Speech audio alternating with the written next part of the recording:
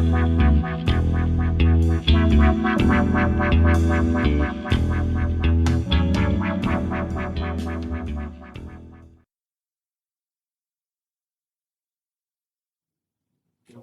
à toutes et à tous.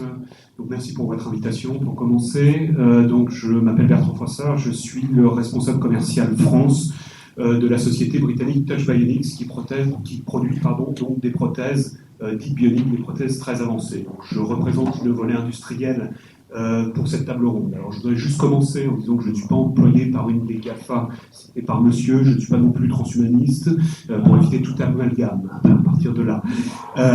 Cela étant dit, la société Touch Bionics, par rapport à tout ce qui a été dit précédemment, on peut retracer l'histoire de la société en deux mots dans le cadre de cette introduction. C'est une société en fait qui est née d'une recherche publique d'abord d'une quarantaine d'années en Écosse par le système de santé public britannique, le NHS. Et donc, après 40 ans de recherche publique liée en fait au scandale de santé publique de la thalidomide, qui a augmenté fortement la prévalence des agénésiques, puisqu'on en a un peu parlé tout à l'heure sur la question de la prévalence, a donné naissance à la société donc Touch Bionics qui produit ces prothèses myoélectriques. Voilà, donc je m'arrête là pour l'introduction. Je passe le micro. Merci. Bonjour à tous. Pierre Steiner, je suis philosophe à l'Université de technologie de Compiègne. Et non pas de 3, comme c'est écrit sur la présentation. Donc je travaille principalement en philosophie de la cognition et en philosophie de la technique, et je m'intéresse notamment à cette question de l'augmentation en prenant comme objet d'étude ce qui pour moi est un laboratoire contemporain très intéressant, qui est en fait le sport professionnel dans son rapport au dopage. C'est-à-dire qu'on trouve déjà dans ce sport, c'est un truisme, de dire bon nombre de pratiques d'augmentation des corps à des fins non thérapeutiques qui parfois sont sanctionnées, c'est ce qu'on appelle dopage justement, mais qui aussi souvent, je pense aux pratiques chirurgicales qui ne sont pas sanctionnées. Donc ça m'intéresse de travailler ça et surtout d'étudier l'imaginaire social qui généralement pousse le grand public, les médias mais aussi les sportifs à adopter une attitude très ambivalente par rapport au dopage. C'est-à-dire que souvent on se réfère à un essentialisme extrêmement fort sur ce que serait la santé, ce que serait la pureté du corps ou l'égalité, alors que dans les faits, si on creuse un petit peu, on constate que ce sport est un lieu de construction de la performance où il est très difficile de trouver des critères qui soient éthiquement fondés de manière indiscutable, permettant de séparer le dopage d'autres pratiques.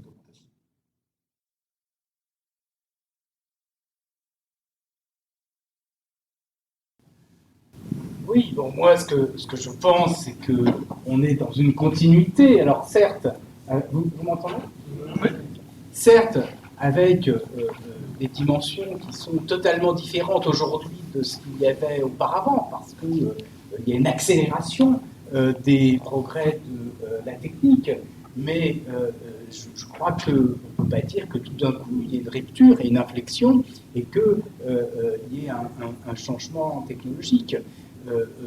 Disons qu'il y a un changement dans la technologie, oui, mais qu'il y a un changement dans le principe même de l'augmentation. On le voit dans toute l'Antiquité. J'ai parlé des boucliers, par exemple, de tous les dispositifs, et l'imaginaire même, d'ailleurs, lorsqu'on ouvre la littérature, nous montre que ces principes sont déjà présents. Et je crois que ce qui est important, c'est de relativiser. Donc il y a effectivement une idéologie de la technique qui est très présente aujourd'hui et que l'on voit, comme ça nous a été très bien exposé tout à l'heure par Laurent Alexandre, sur qui ouvre sur le transhumanisme. Mais en même temps, il faut arriver à replacer, et je lui suis tout à fait reconnaissant d'avoir mentionné les dimensions politiques qui sont associées à cela. Mais en même temps, il faut bien sûr mentionner les limitations de ce genre de choses. C'est-à-dire que ça part quand même sur un certain nombre d'illustrations, enfin, disons, de défis qui ne sont absolument pas tangibles. Il y a tout un tas d'éléments qui ne sont absolument pas vérifiés. Par exemple, on nous dit on va augmenter le QI. Nick Bostrom n'a aucune compétence pour pouvoir expliquer, pour pouvoir juger, pour pouvoir démontrer que le QI peut augmenter. Et donc moi je trouve que c'est une escroquerie Alors, je suis bien d'accord que ce sont des escroqueries qu'il faut dénoncer et que derrière, il y a un projet politique qu'il faut dénoncer. Et là, je suis tout à fait d'accord. Mais en même temps, c'est quand même de l'ordre de l'escroquerie. Alors, si je peux me permettre, alors, on va être en désaccord sur ce point-là. Le papier de Bostrom, là, il est extraordinairement bien documenté. C'est un modèle du genre. D'ailleurs, ce papier a augmenté mon inquiétude par rapport aux stratégies eugénistes, parce qu'il est assez implacable. Je suis en désaccord complet avec vous sur ce plan-là. J'ai rarement vu un papier aussi remarquable que le papier de Bostrom. On parle du papier où Bostrom a modélisé l'augmentation du QI, hein, et on ne connaît pas, on connaît assez bien aujourd'hui les variants génétiques qui donnent des QI faibles. C'est normal, la médecine a essayé de comprendre pourquoi il y avait des handicapés mentaux. Et la quasi-totalité des handicapés mentaux dans nos pays sont liés à des facteurs génétiques. Hein, les infections pendant la grossesse sont très rares, les problèmes à l'accouchement sont rares maintenant qu'on fait des césariennes, donc il n'y a plus d'anoxie cérébrale. Donc la quasi-totalité sont d'origine génétique. En revanche, les variants génétiques qui expliquent les QI élevés en interaction avec l'environnement, parce que la génétique n'explique que les 2/3 du QI à peu près, pas plus. Ces variants génétiques, on les connaît mal. La médecine n'a jamais eu pour objectif, jusqu'à maintenant, jusqu'à la logique transhumaniste, d'augmenter le QI. Donc, les variants génétiques favorisant les QI élevés sont à découvrir. On les connaît mal. On en connaît quelques-uns, notamment sur le gène Cloto, un variant génétique qu'on connaît assez bien et qui augmente à la fois l'espérance de vie et le quotient intellectuel. Mais on n'a pas besoin de connaître tous les variants génétiques pour connaître la contribution de l'ADN au quotient intellectuel. C'est-à-dire la part d'héritabilité et la part génétique, on n'a pas besoin de connaître les variants. C'est un peu troublant pour les gens qui ne sont pas généticiens, mais la contribution génétique, on peut la calculer sans connaître tous les variants génétiques. Et par rapport à la question de la rupture, elle est très forte. Et c'est bien ce qui est inquiétant. C'est que dans les décennies qui viennent, si la part de l'école et de l'environnement était majoritaire par rapport à la partie génétique, on pourrait, en améliorant l'éducation, en rénovant l'éducation, on pourrait diminuer les inégalités et permettre aux gens de lutter contre les automates de deuxième génération. Or, malheureusement, c'est le contraire, la part génétique est majoritaire. Et c'est pour ça que je crains qu'on aille de plus en plus loin dans l'eugénisme intellectuel, non plus négatif cette fois-ci, mais dans la sélection des embryons. Sur la question de la rupture, moi je crois qu'il y a une rupture. Je crois qu'il y a une rupture parce que les technologies NPIC sont exponentielles. Et comme elles sont exponentielles, ça crée effectivement des tsunamis, des vagues technologiques qu'on a du mal à interpréter et qu'on a du mal à dévier. Et on les subit assez largement. Je ne reprends pas la métaphore par rapport à Internet tout à l'heure. Donc je pense qu'il y a une rupture et je pense qu'on n'est pas en situation de pouvoir orienter le tsunami là où on voudrait. Et je pense qu'après le tsunami du web et du numérique, on va subir le petit tsunami des sciences cognitives, des sciences du cerveau, de l'intelligence artificielle et des nanobiotechnologies, et qu'on ne va pas faire grand-chose pour orienter le flux dans la bonne direction. Mais c'est quoi la bonne direction? C'est ce que nous pensons aujourd'hui de la bonne direction. Donc, en 2050, les gens auront une autre vision de ce qu'il faut faire de ces technologies que celle que nous avons.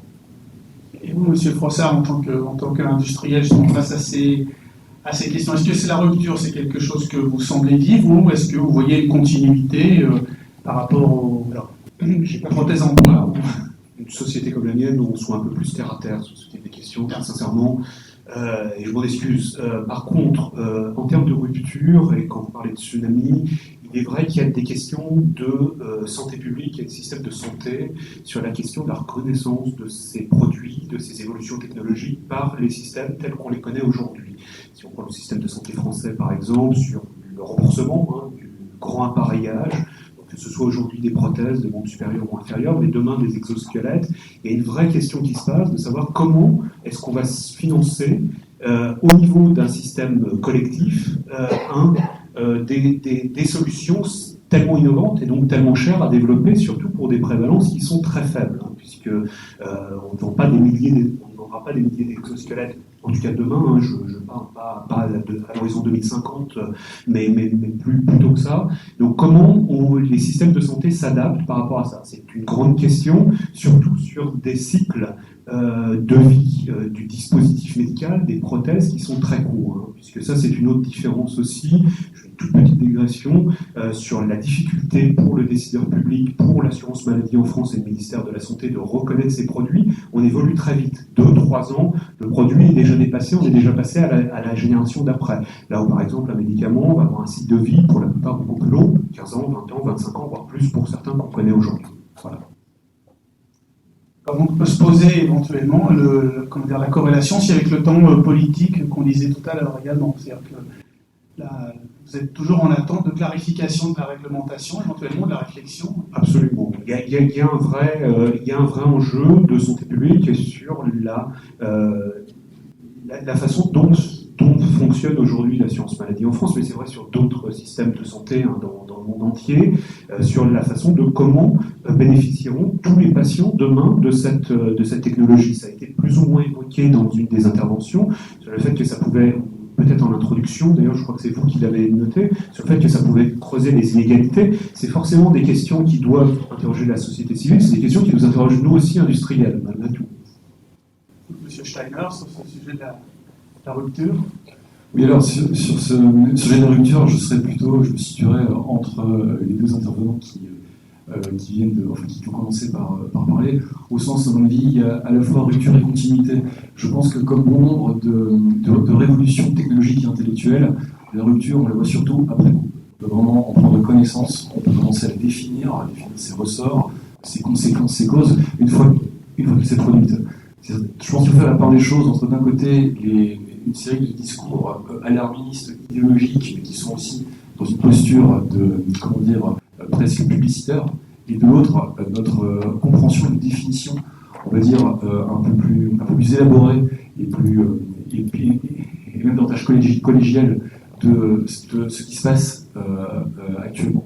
Donc je dirais que, disons que moi, ce qui me frappe, c'est surtout au niveau de nos réactions par rapport, aux réactions de peur, d'angoisse, ou simplement d'étonnement par rapport à ça, c'est qu'il semble que par l'usage de technologies sur le corps et dans le corps, on semble beaucoup franchir une frontière symbolique très forte, qui peut poser beaucoup de problèmes.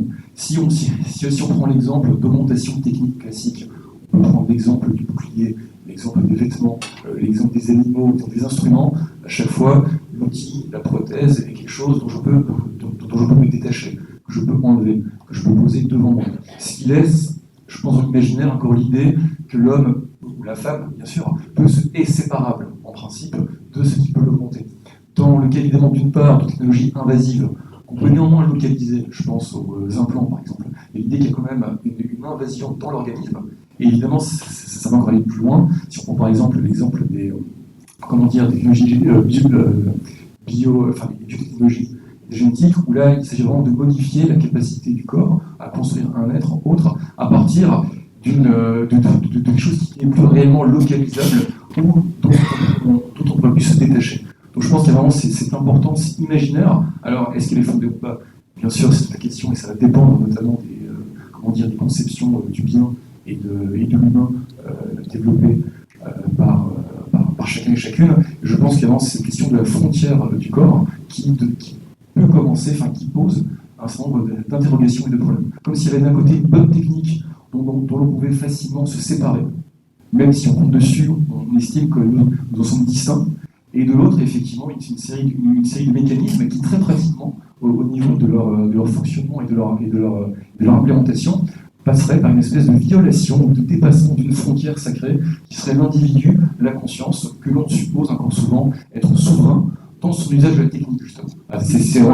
Voir l'identité même quand on parle de manipulation sur les souches germinales au niveau génétique, c'est-à-dire transformer même ce que nous sommes aujourd'hui sur les générations suivantes. Alors je ne dis pas que ce sont des modèles de l'individu, de la subjectivité qui sont fondés, qui sont justes, qu'il faut respecter, je ne dis pas ça, mais simplement que je suis frappé quand je lis les textes de critique de ces approches, qu'il y aurait une mauvaise technique et une bonne technique, et que finalement on serait en train de franchir un Rubicon qui serait, à mon sens, cette dualité est intenable. Il n'y a pas une bonne technique ou une mauvaise technique. Dès le départ, il y a eu des rapports de couplage entre l'homme et la technique, des rapports d'entre-définition, si bien qu'on n'a jamais pu distinguer l'homme de la technique. Et c'est par rapport à ça que je situerais cette éventuelle rupture. D'ailleurs, c'est une question qu'on pourra aborder tout à l'heure, qui était celle de comment s'assurer du caractère bénéfique des projets sur les intentionnalités. Mais vous vouliez rajouter quelque chose, M. Ganassia, peut-être sur la réversibilité ou... Oui, enfin, sur cette frontière de l'intérieur et de l'extérieur, alors est-ce que c'est nouveau? C'est-à-dire, est-ce que on arrive aujourd'hui à un point qui n'avait pas été atteint auparavant? Je ne suis pas certain. Ou alors il faut savoir qu'est-ce que c'est que l'aujourd'hui. Mais pour opérer en orthopédie, ça fait bien longtemps qu'on met des vis dans les os, des plaques, des têtes de fémur. Tout ça est connu depuis très, très longtemps. Les dents, ça fait très longtemps quand même qu'on fait ce sont des implants quand même. Donc on ne peut pas dire qu'il y ait comme ça une frontière qui tout d'un coup ait été franchie. Qui plus est, les substances chimiques sont exogènes. Or, ça fait bien longtemps qu'on prend des médicaments. Et donc, je ne crois pas qu'il y ait comme ça tout d'un coup une rupture. Même si je suis bien d'accord avec le fait qu'il y a une accélération du progrès technologique qui fait qu'on va peut-être beaucoup plus loin aujourd'hui que ce que l'on allait auparavant. Mais je crois que dans l'imaginaire, il y a des constantes et qu'il y a des archétypes et qu'il y a des inquiétudes qui perdurent. Et donc, moi, je crois qu'il y a beaucoup plus de continuité que ce qu'on veut souvent dire. Vous vouliez commenter sur cette question de la continuité et rupture historique, je suis un peu comme mon collègue philosophe, un peu entre les deux, je dirais, mais je pense, bon, il y a plusieurs sources. Qu'est-ce qu'on appelle finalement augmentation? C'est ce qu'on appelle, c'est la traduction de l'anglais enhancement. On a adopté cette traduction-là, qui peut être discutable, parce que enhancement en anglais, ça n'a pas tout à fait la même sphère de signification que augmentation. Mais bon, donc des gens ont travaillé sur cette notion, et se sont dit, voilà, on peut distinguer trois sens en fait. Ce qu'on appelle augmentation, c'est d'une part, c'est celle la plus évidente, comme l'a dit M. Ganassia, c'est l'augmentation de l'individu, donc des fonctions de l'individu, pour être plus fort, vivre plus longtemps, être plus intelligent, etc. La deuxième, c'est l'augmentation de l'humain en tant qu'espèce. Là, c'est le projet transhumaniste. Et la troisième, c'est l'amélioration de soi-même. Donc, se rendre, c'est le mouvement du Quantified Self, par exemple, comment pouvoir, grâce à ces dispositifs connectés, disons, mettre sa vie plus en conformité avec le projet de vie qu'on a. Et ces trois sens-là, oui, alors ils existent dans l'histoire, c'est vrai, depuis, voilà, quand je donne des cours, à chaque fois sur l'announcement, je montre le néandertalien en train de tailler un silex. Voilà, dès qu'on a eu des outils, on s'est quelque part augmenté, ça c'est vrai. Néanmoins, je pense, parce qu'il y a certains transhumanistes qui ont le discours de dire, bon bah finalement l'immortalité, oui, on cherche l'immortalité, mais c'est ce que fait la médecine depuis le début. Finalement, on est dans une continuité historique, et puis arrêtez de nous embêter, il n'y a pas de rupture. Et... C'est faux, excusez-moi, c'est faux. On va dire que les médecins,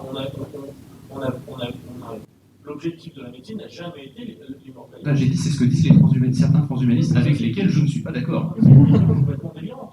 L'objectif n'est pas l'immortalité. Donc la vraie immortalité, parce que vivre 300 ans, ce n'est pas l'immortalité. C'est vivre plus longtemps, ça n'a rien à voir. Je vais vous passer le micro dans 5 minutes si vous voulez. Non, si, non mais tout à fait, il n'empêche que c'est oui. Il n'empêche que c'est un argument. Enfin, non, mais alors, vous allez tout à fait dans mon sens, moi je suis d'accord, c'est très bien. Voilà, donc justifier quelque chose en disant c'est non problématique parce que c'est dans une continuité historique. Bah, c'est avec ça que je suis pas d'accord. Donc je pense qu'il y a quand même une rupture dans le sens où on a aujourd'hui les moyens de se modifier nous-mêmes de façon beaucoup plus importante que ça n'était à l'époque.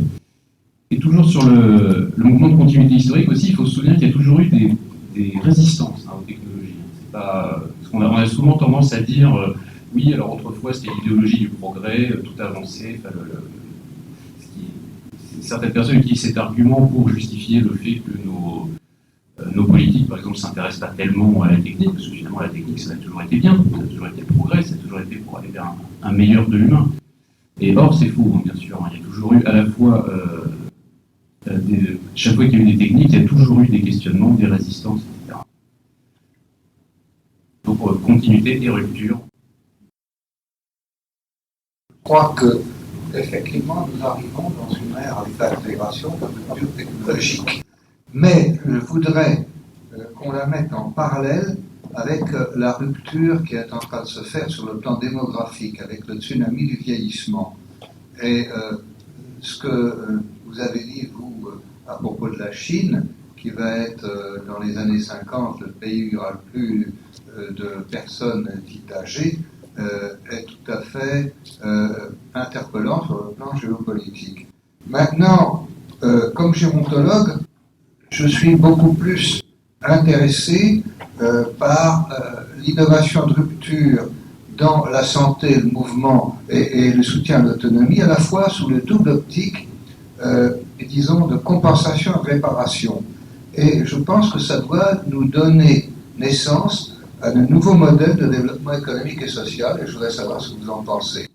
Vraiment, je pense, bon, j'en ai parlé d'un point de vue de la prise en charge du malade et des systèmes d'assurance santé.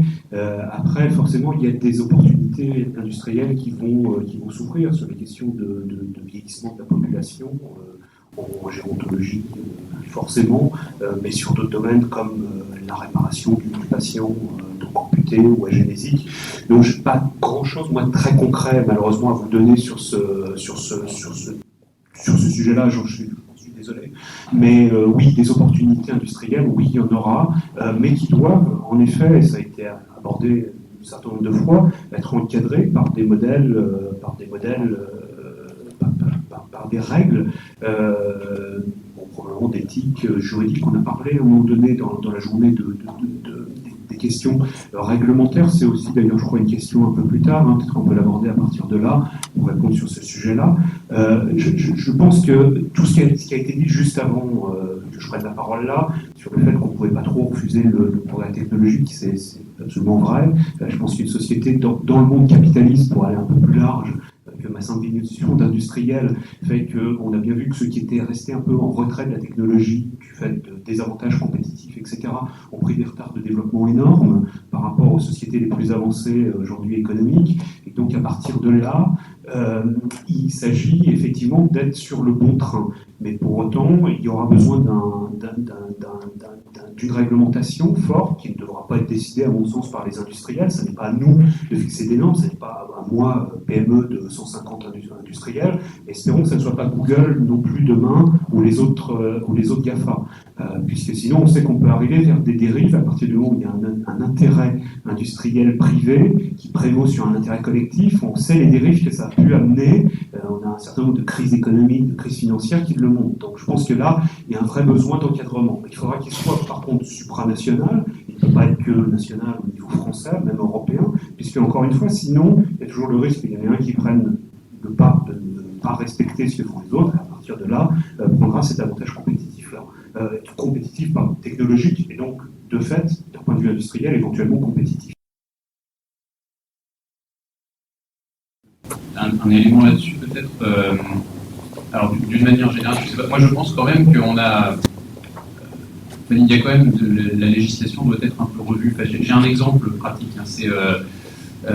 Justement, on l'a vu, là, M. Ganassi a montré, je crois, le robot pour opérer à distance. Da Vinci.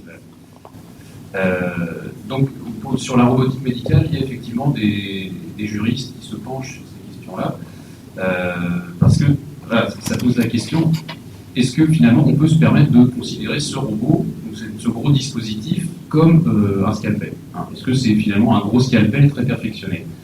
Et voilà, les législateurs ont tendance, alors il n'y a pas, à ma connaissance, il n'y a pas encore de loi vraiment sortie sur la robotique médicale. Néanmoins, j'ai lu quelques articles où, non, évidemment, non, ce n'est pas un scalpel amélioré. Par exemple, en cas d'erreur, qui incrimine-t-on? Est-ce qu'on incrimine le chirurgien? Est-ce que c'est lui qui a fait le geste fautif? Est-ce qu'il a mal interprété les données du robot? Est-ce que le fabricant du robot doit être mis en cause? Voilà. Donc, il y a toute une série de questions qui, à mon avis, sont nouvelles et qui apparaissent avec ces technologies-là. Sinon, il y a également des groupes d'éthique qui réfléchissent et qui conseillent les politiques sur ces questions, notamment le groupe européen d'éthique qui a sorti un rapport sur les implants des TIC, les implants de technologie d'information et de communication dans le corps humain. Bon voilà, ce sont des lignes générales, mais en tout cas qui posent des questions nouvelles à mon avis, et notamment s'appuient en fait sur des principes qui sont effectivement anciens, comme l'inviolabilité de la personne, donc interdiction d'implanter de force quelque chose dans un corps humain, comme la protection des données personnelles, enfin, voilà, qui sont des grands principes avec lesquels on essaie de traiter des problèmes qui, quand même, à mon sens, sont nouveaux. Oui, moi je crois qu'il y a 3 plans. Il y a celui des normes, et celui-là, bien évidemment, il évolue. Ça n'est pas nouveau. Chaque fois qu'il y a une évolution technologique, il y a une évolution des normes qui vont avec. Et donc dans le domaine médical, bien sûr, il y a une flopée de normes, mais dans tous les domaines où la technologie intervient. Ensuite, donc je ne vais pas rentrer dans le détail, il y a tout un tas de l'AFNOR, il y a tout un tas d'institutions qui s'occupent de cela, au plan à la fois national et international. Deuxième plan, c'est le plan juridique. Alors là, ça fait l'objet de débats entre les juristes, et c'est interminable, ces débats, parce qu'il y a toujours des juristes qui vous expliquent que tout a déjà existé. Par exemple, moi je connais des juristes qui disent « Ah, le robot, il faut lui donner un statut, mais ça a déjà existé, on n'a qu'à reprendre la vieille législation des Romains sur les esclaves, ça s'applique parfaitement, etc. etc. » Il y en a d'autres qui disent « Non, non, il y a des conditions qui sont différentes. » Mais ils sont en débat. Par exemple, sur les questions de robotique, quelqu'un comme Alain Bensoussan, lui, pense qu'il faut donner une personnalité juridique au robot. Et d'autres disent non, non, non, pas du tout. Alors bon, moi j'étais un peu dubitatif, mais justement, donc là-dessus, il y a donc des débats entre les juristes. Naturellement, ils ont plutôt tendance à être conservateurs et à dire il y a quand même beaucoup de cadres qu'on a déjà définis dans le passé, et donc on n'a pas besoin de changer complètement la loi. Il arrive quand même qu'il y ait des cas particuliers. Je vais donner un exemple, celui de la propriété intellectuelle.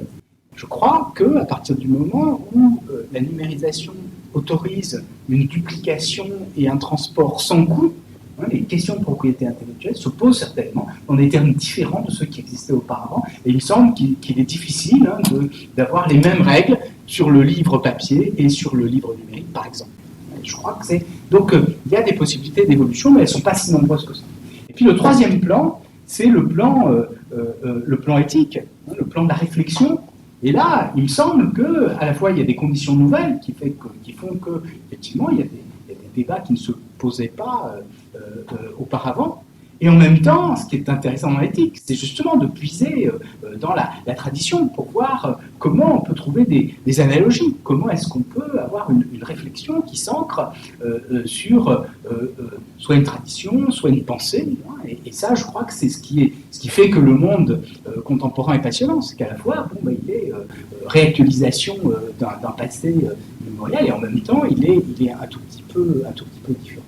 Je crois que pour les gens qui s'intéressent à ces questions de transhumanisme, il y a un film passionnant qui a eu beaucoup de prix, que je ne sais pas, peut-être certains d'entre vous l'ont vu, il s'appelle Plug and Pray. Plug and Play. Branchez-vous et priez. Et il y a deux personnalités majeures qui sont présentées dans ce film, d'autres moins importantes, mais la première, c'est quelqu'un qui s'appelle Joseph Weizenbaum. Je ne sais pas si vous savez qui c'est un des pionniers de l'intelligence artificielle qui a été prof au MIT dans les années 70, qui s'est longuement opposé à la guerre du Vietnam et qui en même temps est à l'origine du fameux système ELISA, dont certains d'entre vous ont dû entendre parler s'ils ont fait un peu d'intelligence artificielle. Et le deuxième, c'est Ray Kurzweil, celui dont nous venons de parler. Et là, c'est très intéressant parce que ce sont deux personnes à peu près de la même génération. Weizenbaum est un peu plus âgé. Et justement, ils s'opposent sur la mort. Il se trouve, chose étonnante, c'est que nous sommes dans les derniers jours, les derniers mois de Joseph Weizenbaum. Il va mourir pendant le film, il est interrogé, il parle de la finitude et du fait que ça a quelque chose d'inéluctable. Et puis, à l'opposé, on voit Ray Kurzweil qui, lui, propose de vivre éternellement et qui, en attendant, mange des vitamines à base de légumes pour essayer de vivre jusqu'à 2045. afin de télécharger sa conscience sur une machine. Je pense qu'on voit bien l'opposition entre les deux, et je crois c'est très très intéressant, et ça montre bien les questions qui se posent. Mais en même temps, il me semble que dedans, du point de vue éthique, je crois que Joseph Weizenbaum pose les questions de façon plus claire. Monsieur Nixon, vous vouliez réagir ou intervenir? Oui. Si on parle de robots chirurgicaux, ça n'est qu'une étape. C'est-à-dire les robots chirurgicaux aujourd'hui, comme le DALI 2000, en réalité, ne sont pas autonomes. Il faut un chirurgien derrière la console informatique. C'est-à-dire qu'il n'y a pas d'autonomie des robots chirurgicaux. Les plus optimistes des spécialistes de la robotique chirurgicale, comme Guy Valencien, estiment que dans 5 ans, c'est-à-dire vers 2020, on aura les premiers robots chirurgicaux autonomes, c'est-à-dire sans chirurgien dans la pièce. Alors, ça sera peut-être en 2020 ou en 2025, mais ça va arriver. Ce qui est sûr, c'est que les problématiques qu'on a, sans être un adepte de la singularité et sans être un dévot fervent de la voie de mouvement, ce qui est clair, c'est que dans les périodes d'accélération technologique comme on a aujourd'hui, on a des problématiques qui arrivent plus vite qu'on l'imagine. S'il y a 5 ans, on avait expliqué qu'une nucléase, ça coûterait un jour $11, c'est entre 11 et $12, les enzymes qui les gens auraient rigolé.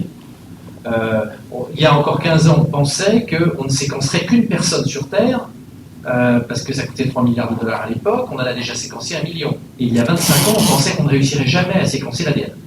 De même, il y a seulement 5 ans, Renault et Peugeot affirmaient qu'il n'y aurait jamais de voitures se conduisant toutes seules, les self-driving cars. Comme vous savez, les 100 premières Google Cars, sans volant, sans pédale de frein et sans direction, sont en train de sortir des chaînes. Donc effectivement, on a du mal à faire des choix politiques, éthiques, moraux, organisationnels, face à des évolutions technologiques qu'on a beaucoup de mal à prévoir. Et personne n'a prévu le smartphone. Si vous reprenez ce que les gens ont dit, même en 2000, personne n'a imaginé qu'on surferait sur un téléphone. C'est marrant. Le surf sur Internet, sur téléphone, va en France, dans quelques mois, dépasser le surf sur ordinateur fixe, et personne ne l'avait prédit.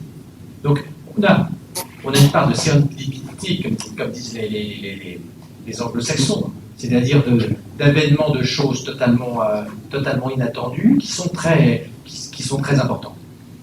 Ce qui rend beaucoup des débats intermédiaires tout à fait vains. Parce que, pour revenir avec ce que j'ai dit tout à l'heure, le débat de savoir qui est responsable entre le robot et puis le chirurgien, c'est une question qui va être réglée par l'arrivée de robots entièrement autonomes. Le seul responsable, ce sera le fabricant du robot. Alors, ce sera le fabricant du robot, mais à partir du moment où on sera en mesure peut-être d'enrichir l'expérience du robot et que ça peut échapper au contrôle du fabricant, on retombe peut-être d'ailleurs dans le sujet d'aujourd'hui qui est l'intelligence artificielle. Je voudrais quand même, oui, juste du point de vue technique, il y a des anticipations technologiques qui sont à la fois difficiles, mais moins erronées que vous l'imaginez. La convergence numérique, c'est une idée qui remonte aux années 80. Hein, et on avait très bien imaginé à l'époque qu'il y aurait convergence entre l'informatique d'une part, les télécommunications d'autre part, hein, et les médias en troisième lieu. Et ça a fait l'objet de tout un tas d'enjeux industriels. Alors après, ce qu'on sait mal... On n'a pas imaginé comme ça du tout. Oui, mais parce que c'est ça qui est passionnant, c'est que dans l'évolution technologique, à long terme, on imagine relativement bien ce qui va être, et à court terme, on fait des erreurs. Et ça, c'est normal, parce que c'est une évolution chaotique qui est due au fait qu'il y a des retours d'usage, au fait que la société est en prise dessus. Prenons un exemple, les tablettes. Apple a imaginé Newton. Donc, c'est-à-dire l'idée d'avoir un ordinateur au stylo ou à la plume, c'est quelque chose de très très ancien. Hein, certains d'entre vous s'en souviennent. Ensuite, ça a été un flop complet.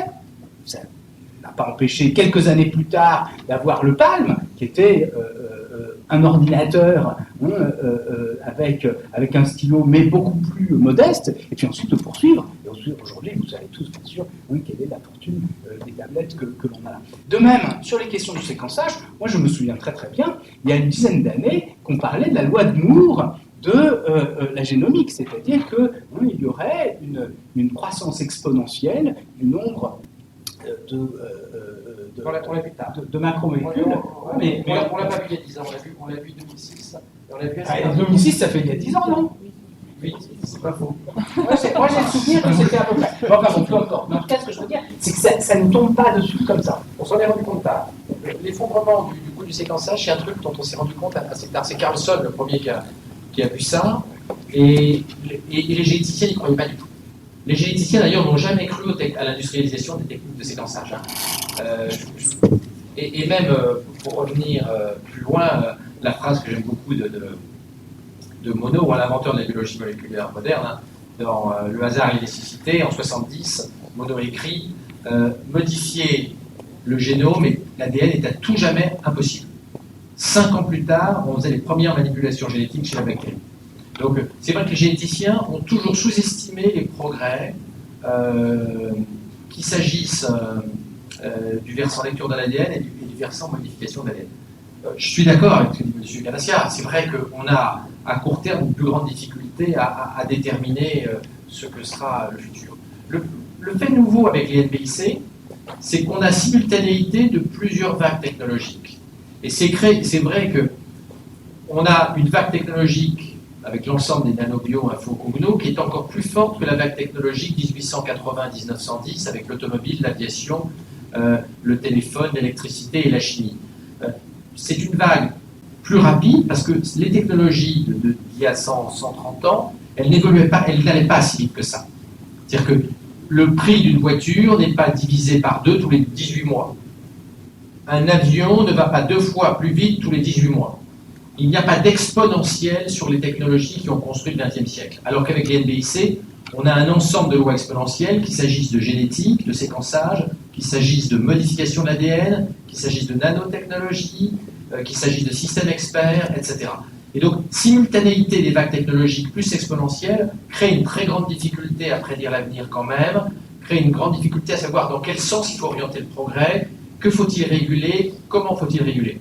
Et puis, on a une contradiction d'objectifs majeurs entre le principe de précaution et le désir des patients d'être soignés, une contradiction entre la volonté d'aller doucement et de ne pas prendre de risques, et puis le fait qu'il y a une compétition technologique internationale.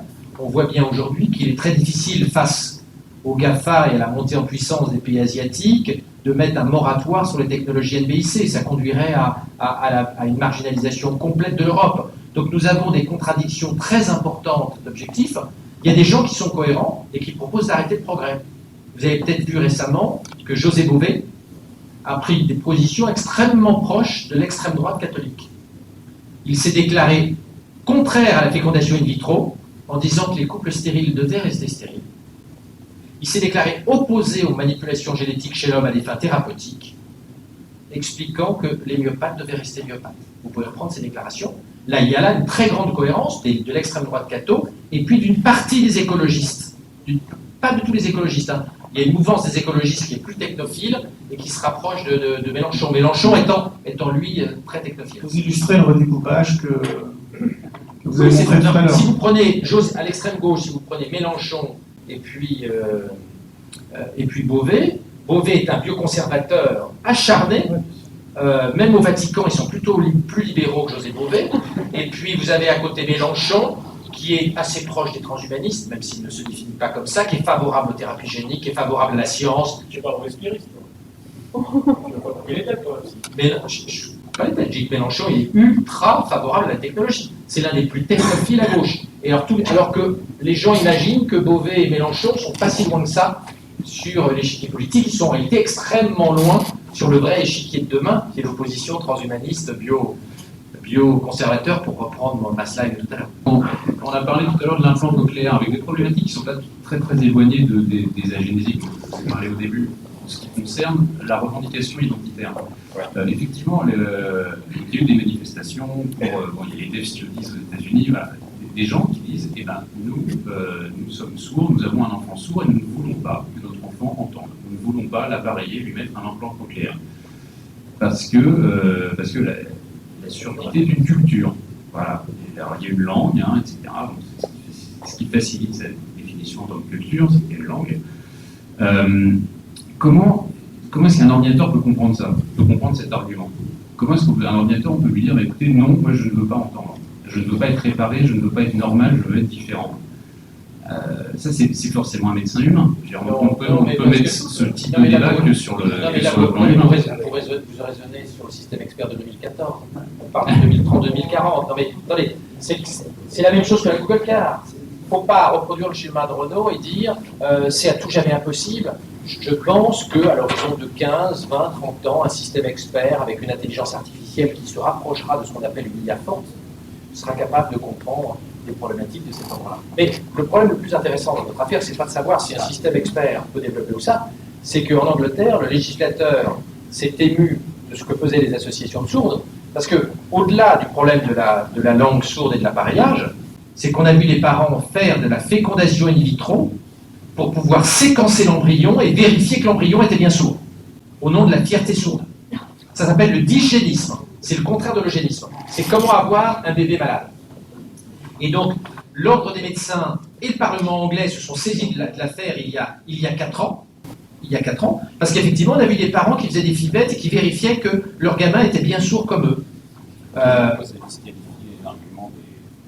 n'ai pas dit que c'était disqualifié. J'ai dit que en réalité, le problème de l'éthique de la surdité est compliqué et que on a vu même des cas complètement invraisemblables. Ça semble complètement absurde compte tenu de l'éthique collective que nous avons probablement dans cette salle, de voir des parents qui choisissent volontairement un embryon malade et qui font pour cela une fécondation in vitro, alors même qu'ils n'ont pas besoin de recourir à la fécondation in vitro. Il y a plusieurs fois de la singularité, sans vraiment définir ce que c'était, la singularité technologique, me semble-t-il. Pourquoi ça s'appelle une singularité, en fait? C'est ça qu'il faut bien comprendre. Oui, en fait, c'est l'analogie avec les mathématiques. Hein. C'est une singularité, parce que ce que disent donc les personnes comme Kurzweil, c'est qu'à partir, combien, c'est 2050, c'est ça Kurzweil dit 45, 2045. Oui, il est né en 48, donc il aura un peu moins de 100 ans, il a des chances d'aller jusque-là. En 2045, donc les ordinateurs, les microprocesseurs sont capables de faire plus d'opérations par seconde qu'un cerveau humain. Donc, implication logique, ils sont plus intelligents. On peut questionner cette implication logique. Parce qu'en fait, bien avant 2045, les ordinateurs font plus d'opérations qu'un cerveau humain. Et donc, 2045, c'est le moment où ils ont une conscience supérieure à la conscience humaine. Et c'est pourquoi ça s'appelle une singularité, c'est parce que par définition, en fait, en mathématiques, une singularité, c'est un endroit où une fonction n'est pas définie, on ne connaît pas sa valeur. Donc, et par définition, on ne peut pas savoir ce que ferait une intelligence plus supérieure à la nôtre. On n'a que notre intelligence à nous pour juger. C'est pour ça qu'il appelle ça une singularité. D'où les appels d'ailleurs, dont M. Benassia a parlé tout à l'heure. Il n'y a pas qu'Hawkins qui ont publié ça, mais ce n'était pas dans les médias américains, c'était dans le Guardian de Londres. Elon Musk, le patron de Tesla, a lancé un cri d'alarme de même nature. Le patron de DeepMind, la société d'intelligence artificielle rachetée par Google, a déclaré l'intelligence artificielle peut exterminer l'humanité dès le XXIe siècle. À la suite de quoi, Google vient de créer un comité d'éthique sur l'intelligence artificielle à l'intérieur de Google pour délimiter les limites qu'il faut mettre à l'intelligence artificielle. Donc, ces problématiques-là, elles sont prises au sérieux par un certain nombre d'industriels. Cela dit, Elon Musk est un petit peu caricatural parce qu'il a lancé un cri d'alarme sur l'intelligence artificielle le jour où il a financé Vicarious, qui est la boîte la plus prometteuse sur l'intelligence artificielle forte, récente. Donc à la fois, il dit attention, et en même temps, il investit dans les startups de l'intelligence artificielle de deuxième génération. Monsieur Ganassia. Oui, c'est un nom, ça s'appelle des pompiers pyromanes, ça. Et effectivement, il y a une contradiction, c'est-à-dire qu'à la fois, ce sont des gens qui expliquent « mais regardez ce qu'on fait, c'est terrifiant, hein, et puis retenez-nous, parce que ça va être terrible ». Je crois qu'il faut garder raison. D'abord parce que, comme vous le disiez tout à l'heure, il n'y a pas entre la vitesse de calcul des machines et l'intelligence, il n'y a pas corrélation, on ne sait pas ce que c'est. C'est-à-dire que ce n'est pas parce que les machines, la puissance des machines est multipliée par 1000, par 10 000, par 100 000, par 1 million, qu'elles ont une once d'intelligence supplémentaire. Et la notion de conscience, c'est encore quelque chose qu'on connaît extrêmement mal et sur lesquels il n'y a aucun, avec les ordinateurs tels qu'ils existent aujourd'hui, on n'a aucun élément qui puisse nous laisser entendre qu'un jour il y aurait une conscience. Je ne veux pas dire que ce soit impossible, mais je veux simplement dire que ça ne relève pas de ce qu'il y a. C'est le grand débat aujourd'hui. L'intelligence artificielle faible, c'est une intelligence artificielle sans conscience. Et l'IA forte, c'est avec conscience. Personne aujourd'hui ne peut dire s'il y aura au cours du siècle une IA forte avec conscience. Exactement. Personne ne peut le dire. Et donc les gens qui l'affirment, qui expliquent qu'il faut les retenir, je pense que c'est de l'ordre de l'escroquerie et que derrière, et là je suis d'accord avec vous, il y a un projet politique qui est derrière. Et ce qu'ils veulent, c'est nous imposer un certain nombre de choses et nous imposer leur propre pouvoir. Je voudrais juste terminer par quelque chose. On a parlé d'augmentation. On a dit augmentation, c'est la traduction de l'anglais américain enhancement. Mais quand on lit bien les rapports de la NBIC, il n'y a pas seulement enhancement, il y a empowerment, ce qui veut dire quelque chose d'autre, ce qui veut dire une prise de pouvoir, une prise d'autorité sur la nature, et moi je crois, et c'est ça qui est inquiétant, sur l'homme. Je voudrais juste ajouter un autre argument sur la question de la puissance de calcul et puis du cerveau humain. Je pense qu'aujourd'hui, on est très loin d'avoir fait une modélisation de la puissance de calcul du cerveau humain. On a uniquement retenu pendant un certain temps le réseau neuronal. Or, il n'y a pas que ça. Et puis, sa plasticité, et puis ses modifications adaptatives, etc. On est très très loin d'avoir même une estimation de la puissance de calcul du cerveau humain. Et à cet égard-là, les neuroscientifiques sont beaucoup plus prudents aujourd'hui sur les questions de modélisation. Ils font beaucoup plus des modélisations d'air plutôt que des modélisations englobantes du cerveau. Donc, l'analogie en termes de puissance de calcul et une prévision de dépassement par des cellules informatiques. Donc, qu'en pensez-vous? Je n'en sais rien. Ce qui est sûr, c'est qu'on n'a pas besoin d'avoir une intelligence artificielle forte avec conscience pour révolutionner la société. Avec une IA faible, on peut faire la Google Car. Avec une IA faible, on peut faire un robot chirurgical complètement autonome. Donc la révolution de l'IA, on l'aura, même sans IA forte. La Google Car est un très bon exemple. Une IA faible, complètement conne, peut changer la société. L'histoire a montré que les pulsions démiurgiques passaient avant les pulsions raisonnables. C'est pas évident. Au moment, en 1944, quand les scientifiques sont allés voir Truman sur la bombe atomique, en mars 1945, quand Truman a été élu après la mort de Roosevelt, il y avait une partie des scientifiques qui avaient des gros doutes sur ce qu'allait donner la bombe à la bombe.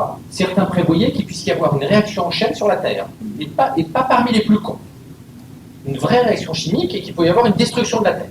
On le voit très bien dans les archives du projet Manhattan qui maintenant ont été rendues publiques il y a déjà pas mal de temps. Eh bien, les militaires américains ont considéré que ce risque était un risque faible, à occurrence faible, évidemment ne s'est pas réalisé, et qu'il fallait tester la bombe atomique et que l'objectif de battre le Japon justifiait de prendre un risque, même très faible, de réaction en chaîne et de destruction de la Terre. Et on voit très bien ça dans les archives du projet Manhattan.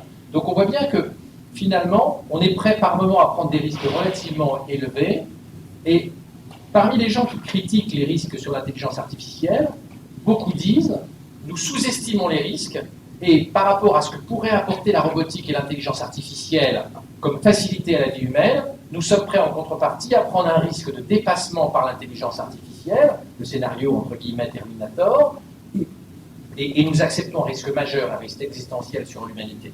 Donc il est très difficile de savoir quel type de risque il est raisonnable de prendre et il n'est pas raisonnable, et de toute façon, ce sont des gens qui déterminent à la fin et qui font le choix de l'arbitrage, le trade-off entre le risque et les bénéfices pour la collectivité en fonction de leur propre échelle de valeur, de leur propre échelle morale. Au niveau de l'IA forte, en fait, est-ce qu'il ne suffit pas uniquement, si par exemple elle venait émerger, en fait, de débrancher en fait, tous les systèmes? C'est un peu dur et violent, mais si on se rendait compte qu'une IA forte, malveillante... Alors s'il y a une IA forte, par définition, elle va croître très très très très vite. Elle va auto-améliorer son algorithme en quelques millièmes de secondes. Très très vite. Donc avant que tu aies le temps de débrancher, elle va avoir planqué des codes à plein d'endroits, elle va avoir détruit tous les firewalls, elle va s'être répartie dans tout le web, parce que je vous rappelle que l'IA forte, par rapport au scénario de la science-fiction de 1950, il y a une différence, c'est qu'aujourd'hui, par définition, l'IA forte, elle sera dans le web. Parce qu'on ne conçoit pas une IA forte sur un microprocesseur dans une cuisine. Ce sera forcément, l'IA forte a besoin de se nourrir de toute la connaissance humaine. Donc elle est forcément dans le web, et par définition, elle prendra le contrôle du web. Et en 2045, si tu prends le contrôle du web, tu prends le contrôle de l'humanité en 1/1000 de seconde. Donc il n'est pas certain qu'on ait le temps de débrancher. En tout cas, les spécialistes de l'IA forte pensent qu'on pourrait être dépassé par l'IA forte. C'est-à-dire qu'il y a beaucoup de choses qui ont été écrites, il y a des gens qui imaginent de créer des processeurs spéciaux empathiques pour l'homme, il y a des tas de réflexions théoriques à l'heure actuelle sur le sujet, notamment Del Monte a fait un très bon livre là-dessus, et en plus on n'est pas sûr qu'on ait jamais une IA forte. C'est-à-dire, la possibilité d'avoir une IA forte est aujourd'hui une possibilité, c'est pas du tout une certitude technologique. Une question, je suis Benoît Leblanc, je travaille à l'école d'ingénieurs de cognitique à Bordeaux. La question en fait elle se pose à l'ensemble de vous. On avait un débat qui au début est arrivé sur l'équité en fait. Même si le terme d'équité n'est pas arrivé sur la table, on parlait de réparation pour que finalement, si jamais il y a des trous, on comble les trous, s'il y a des bosses, on aplatit un peu. Une histoire d'équité entre les humains et qui est finalement la base de fond de la technologie. C'est-à-dire qu'il y a des différences génétiques entre les gens et on arrive à gommer ces différences génétiques par la technique, voire même par l'amélioration. Donc il y a une grande finalité d'équité. Et puis le débat se lançant, on voit que finalement, en fait, c'est pas une équité, c'est un concours. Donc à partir de là, ce qu'on essaye, c'est d'écraser les autres pour être capable d'avancer plus vite. Et finalement, le monde est très dur, et il vaut mieux prôner effectivement... oui, exactement. Puisque ce monde est difficile. Et le problème, c'est que, en fait, on a quand même une différence culturelle très forte dans les pays du monde. On a simplement le fait qu'il y ait des hommes et des femmes, peut-être que nous, on l'a aussi. Et la part des femmes, par exemple, la part de relativisation par rapport à tout ça, il suffit de changer de micro-ondes, si jamais il y a l'IA dans le micro-ondes, on prendra une autre, on refait la vaisselle à la main s'il y a besoin. Par rapport au côté pragmatique que les femmes amènent dans ce monde, je trouve que ça manque un peu dans les mains. Oui, je voulais rebondir sur votre question sur l'opportunité ou la manière d'évaluer le bénéfice pour la société. Et peut-être une réflexion sur laquelle le philosophe pourra proposer des pistes éventuellement. Moi, j'ai l'impression qu'il y a un énorme complexe d'infériorité du politique à aborder ces sujets-là, parce que comme vous l'avez souligné, il y a eu l'eugénisme qui a été expérimenté notamment par les nazis, mais en face, il y a eu effectivement la bombe, il y a eu des tas de décisions scientifiques très fortes qui ont fait peser peut-être un complexe. L'eugénisme, c'est avant les nazis. Oui, non, mais bien avant, non, j'ai pas qu'ils l'ont inventé. Churchill a été patron de la société anglaise d'eugénisme.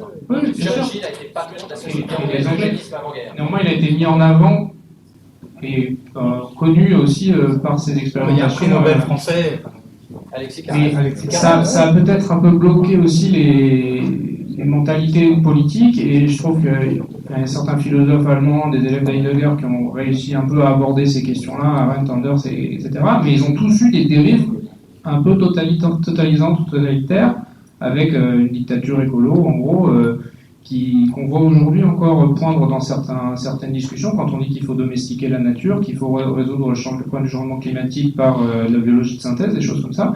On voit que dès qu'on cherche à contrebalancer ces évolutions ou ces grands enjeux pour la nature ou pour l'homme, il y a une tentation totalitaire. Et je ne suis pas sûr que dans l'état actuel du système politique, il y ait une solution pour résoudre ces difficultés éthiques en dehors d'un cadre totalitaire.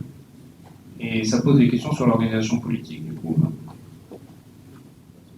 Monsieur Steiner, justement, vous vouliez... Oui, alors effectivement, je ne sais pas si on peut parler forcément de réponse ou de proposition totalitaire. Ce qui est certain en tout cas, c'est que si on lit des gens comme Anders, comme Jürgen Habermas également, ou encore aux États-Unis comme Michael Sandel, il y a souvent, on retombe sur des formes d'essentialisme très forts. C'est-à-dire qu'il y aurait un ordre de l'humain qu'on puisse définir par la capacité à rentrer en dialogue ou à faire preuve d'empathie avec autrui. On définit ça par une naturalité qu'on peut confondre avec un ordre biologique. Il y a toujours ça, et surtout on retombe finalement sur le problème qu'aujourd'hui les conceptions du bien sont morcelées de manière irréductible. Il semble très difficile de trouver un dénominateur commun qui permette de dépasser ces conceptions à chaque fois qui sont liés à des cultures, à des pratiques, à des croyances différentes, pour essayer de trouver quelque chose de commun. Et c'est un point qui a été abordé plus tôt dans la discussion. En effet, on peut espérer que le législateur apporte beaucoup de choses, mais en fin de compte, quand on considère le niveau des discussions éthiques et des normes morales, il y a très très peu de choses, même quasi rien, qui pourrait susciter un assentiment de la part de l'ensemble des parties concernées. À ce moment-là, le rôle du philosophe, il est moins de proposer des normes, parce qu'au nom de quoi, au nom de qui pourrait-il le faire, que plutôt contribuer à éclaircir l'ensemble des possibilités. Tiens, c'est cette position-là, quelles seraient ses conséquences? Cette position-là, à partir de quel type d'idéaux liés à la vie bonne, devrait-on la considérer? Ensuite, est-ce qu'il y a un rôle prescriptif qui serait abordé? C'est, encore une fois, c'est délicat, en raison, encore une fois, du caractère morcelé des notions de bien, et surtout au niveau que, généralement, on retombe sur des types d'essentialisme qui effectivement pouvaient nous sembler tout à fait intuitifs, évidents, voire salvateurs il y a 30-40 ans, mais qui aujourd'hui, quand on regarde les débats de philosophie morale, sont extrêmement contestables et extrêmement contestés. Alors est-ce qu'il faut adopter une éthique minimaliste qui finalement ne valorise que les choix même de l'individu et qui au fond balaye toute référence à une transcendance, à un respect d'une sacralité du corps, de la nature? Éventuellement, mais encore une fois, elle comprend ici, elle aussi peut d'argumenter et d'imaginer l'ensemble des possibles. Et au fond, c'est une réaction de la philosophie qui était déjà présente au début du XXe siècle. Quand on regarde des écrivains, des essayistes comme Robert Musil, ou encore le philosophe John Dewey, vous savez déjà qu'à l'époque, il y avait ce constat que la philosophie morale et l'éthique étaient en retard par rapport à la révolution industrielle et au choix et à l'imaginaire scientifique. Qu'au fond, les réponses proposées par les philosophes étaient extrêmement localisées et peu riches par rapport à l'ensemble des possibles qui pouvaient se prêter au niveau des conséquences industrielles, politiques ou sociales. Donc c'est comme ça que je réponds à votre question, pour préciser aussi que l'eugénisme a été pratiqué en Suède jusqu'aux années 80, sans que personne ne s'en émeuve. Donc c'est quelque chose qui n'est pas... je pense qu'en effet, et je pense que sur ce point, Jordan Bordas a raison au niveau diagnostic, mais pas sur les solutions, l'eugénisme est encore omniprésent aujourd'hui. Et si vous prenez l'inventeur de la lobotomie, vous savez, qui consiste à séparer les deux cerveaux en faisant une incision, l'inventeur de la lobotomie a eu le prix Nobel. La lobotomie, on l'a utilisée dans des indications extraordinairement larges. On a vu en Amérique du Nord les ados, les jeunes adultes qui se masturbaient trop, de sexe masculin et féminin, on leur faisait une lobotomie. À l'hôpital de Montréal, on a les registres qui sont disponibles sur Internet. On voit toutes les indications de lobotomie pour excès de masturbation. À l'époque, c'était considéré dans les années 55-65 comme un péché dans un pays qui était très très christianisé comme le Québec. Et dès qu'on avait des gens qui se masturbaient 2-3 fois par jour, boum, une lobotomie. La sœur de John F. Kennedy, la sœur du président des États-Unis, elle couchait avec des garçons quand elle était ado. On l'a lobotomisée pour diminuer son activité sexuelle. Après, elle était complètement plante verte, elle était complètement à la ramasse, parce que la lobotomie, ça crée des gros débats, des gros dégâts cérébraux. Donc effectivement, c'est extrêmement difficile de s'imaginer que la lobotomie était considérée par la société comme un truc totalement positif, et qu'il était normal de lobotomiser les gens qui se masturbaient, ou qui couchaient avec des garçons trop tôt. Ça semble aujourd'hui monstrueux. Personne ne contestait l'indication dans les années 50-60. Personne. Tout le monde trouvait ça parfaitement normal. Il est extrêmement difficile de déterminer des normes éthiques pérennes. Et c'est ce que je disais tout à l'heure. On ne s'en rend pas compte. On est toujours dans une actualité sociale très très proche quand on fait de l'éthique, et on a beaucoup de mal à réaliser qu'on a une éthique très fluctuante dans le temps. Ce qui rend très difficile la détermination de lignes rouges éthiques, vu la vitesse à laquelle nous changeons d'avis sur le plan éthique. C'est vrai que ce discours qui serait bien aussi se heurte fondamentalement au législateur qui, lui, doit décider ce qui est interdit de ce qui est permis.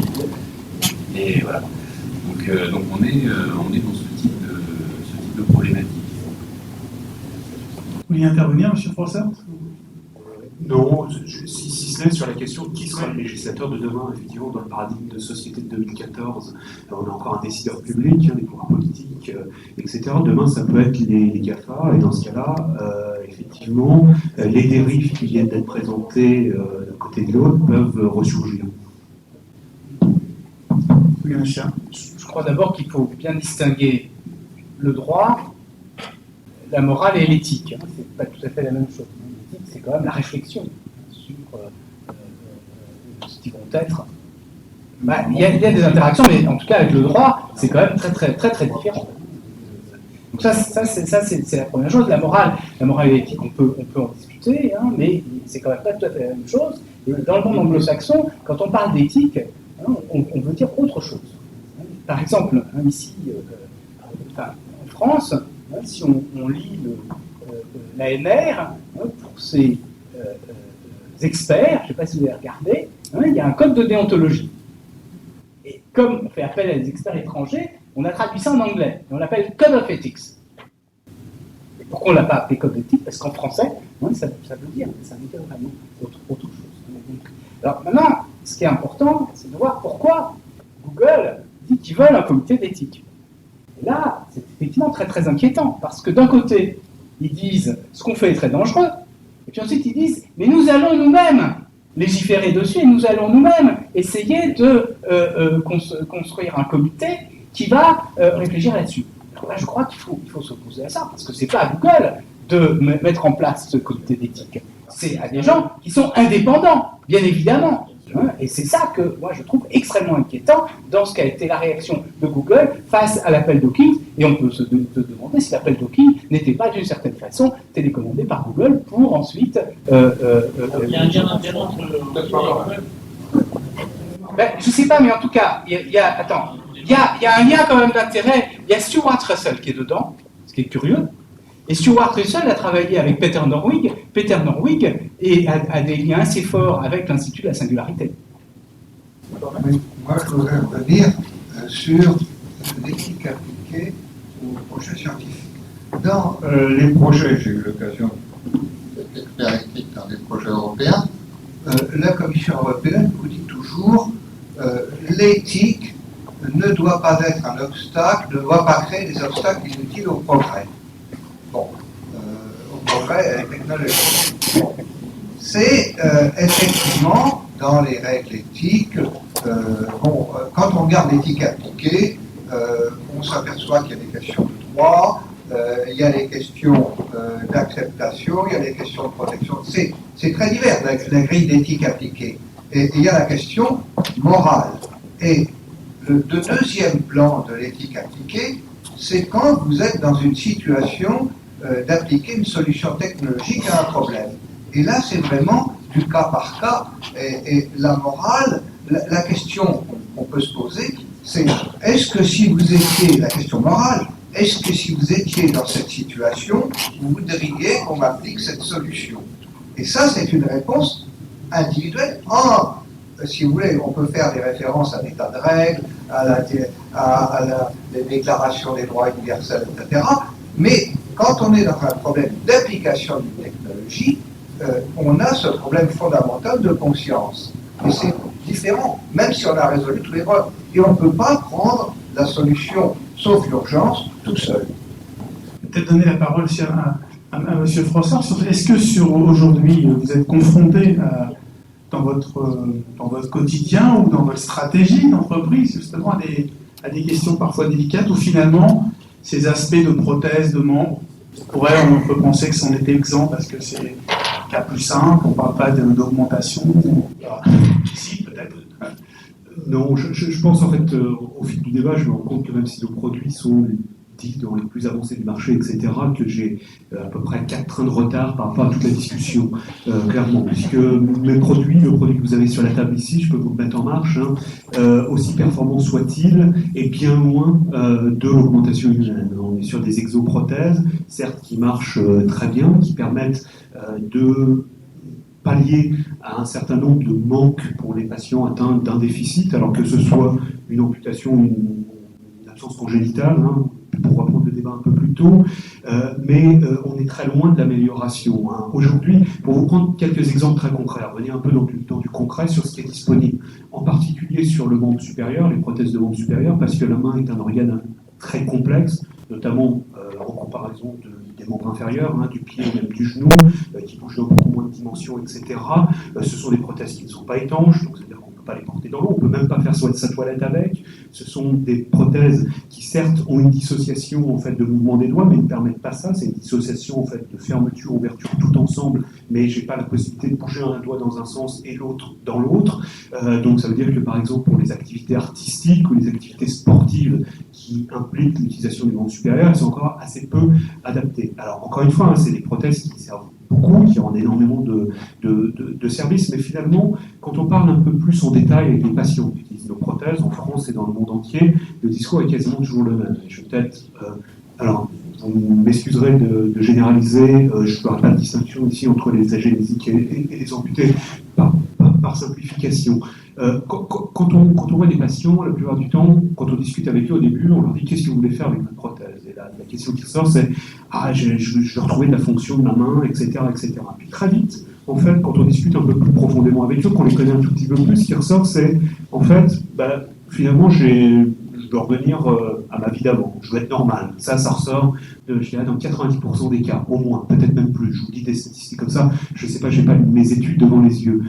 Et ça c'est intéressant, parce que ça veut dire que par rapport à toute cette discussion sur l'amélioration dont on parle actuellement, un patient aujourd'hui en 2014, quand il a perdu un membre, ou quand il a un membre déficitaire à la naissance même, c'est peut-être un peu moins vrai pour cela, mais en tout cas pour les patients amputés, c'est vrai, ce qu'il veut, c'est revenir en fait le plus possible à sa vie d'avant, et en plus, même si c'est une prothèse très technologique, la plupart en fait vont la recouvrir d'un gant de recouvrement esthétique de ce type-là, hein, qui va s'approcher le plus possible de la couleur de sa peau, des caractéristiques de sa peau, pour passer inaperçu. Et de fait, effectivement, une prothèse comme ça, si à la distance où vous êtes, vous n'avez pas vraiment l'habitude, le patient est juste appuyé sur la table, il n'est pas sûr qu'on la voit en fait. On va la voir quand elle va fonctionner, hein, elle va faire du bruit déjà un peu, hein, vous l'entendez, même probablement ici, elle fait un peu de bruit, et puis quand le patient va s'en servir, on n'est aussi pas encore tout à fait dans la récupération complète de la main, puisque la main, elle fonctionne aussi pas de façon autonome, elle fonctionne avec d'autres éléments, notamment le poignet et le coude,